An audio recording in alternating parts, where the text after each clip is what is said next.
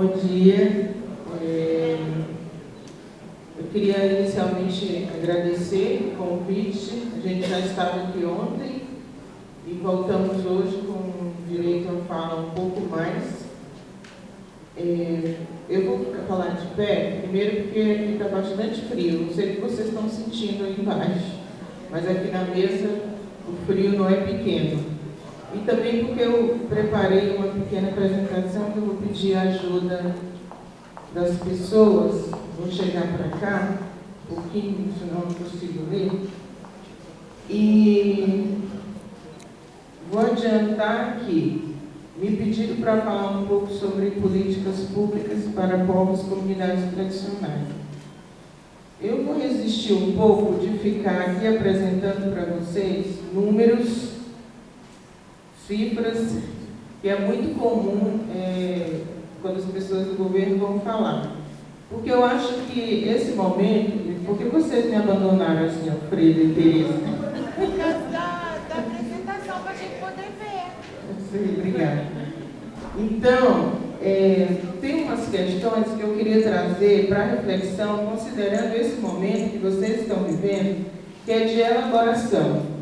Então, por isso eu vou resistir a não ficar falando de números e nem de cifras quando a gente fala de políticas públicas. Porque eu acho que esse momento ele é muito interessante por várias questões que o Alfredo já levantou.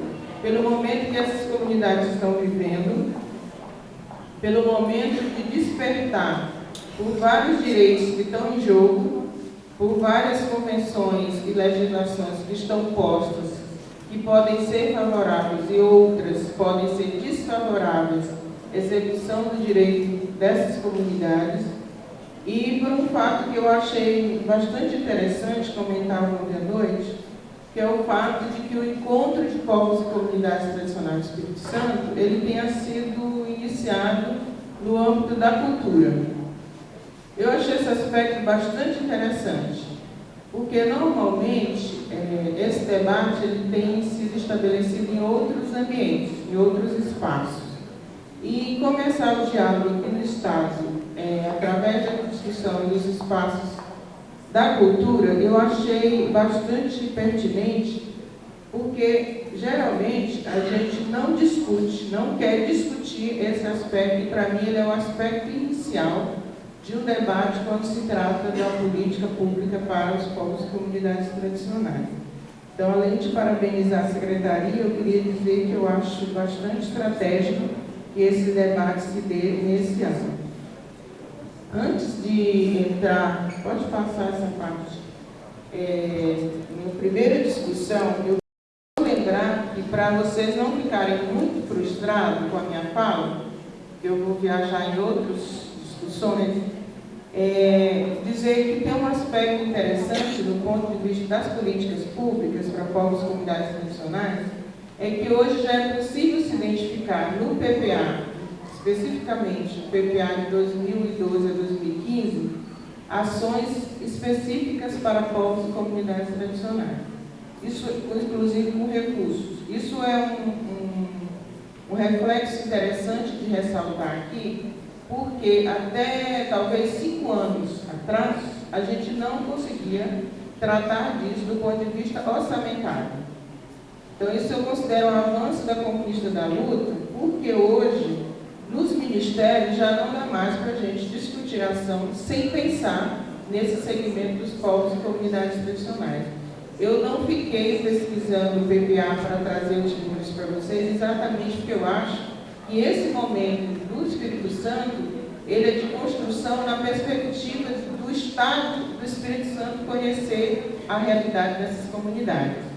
Então, é nesse sentido que eu queria refletir. E não poderia deixar de dizer que no PPA do Ministério da Cultura, eu preciso fazer referência a duas ações, duas questões, porque esse ano o PPA ele teve uma metodologia diferenciada. E o programa que cabe ao Ministério da Cultura, que é o Cultura, Acesso, Promoção e Preservação, ele tem duas ações que são extremamente importantes, que eu queria referendar aqui. é a cartografia da diversidade cultural brasileira. Essa é uma ação que a gente precisa pautar no Ministério e na Secretaria de Cultura e seja investida recurso para a cartografia dessa diversidade. E essa diversidade ela é bastante referendada em tudo isso que o professor Alfredo e a Teca já falaram antes de mim. Então, essa é uma ação forte do Ministério da Cultura que a gente precisa discutir bem e, inclusive, utilizar os recursos que estão lá dirigidas para essa ação. Uma segunda ação trata-se do marco legal, ou seja, hoje o Ministério da Cultura tem a incumbência de investir, inclusive isso é meta do PPA e do Plano Nacional de Cultura, que é o marco legal que trata dos conhecimentos tradicionais. Hoje nós temos um marco legal que trata dos conhecimentos tradicionais de acesso ao patrimônio genético, no entanto, nós temos outras iniciativas que tratam de conhecimentos tradicionais que nós não temos regulação sobre isso. E para o Ministério da Cultura é importante fazer esse debate, inclusive nós estamos hoje dando início à discussão do GT interno para tratar disso, porque a gente tem muito problema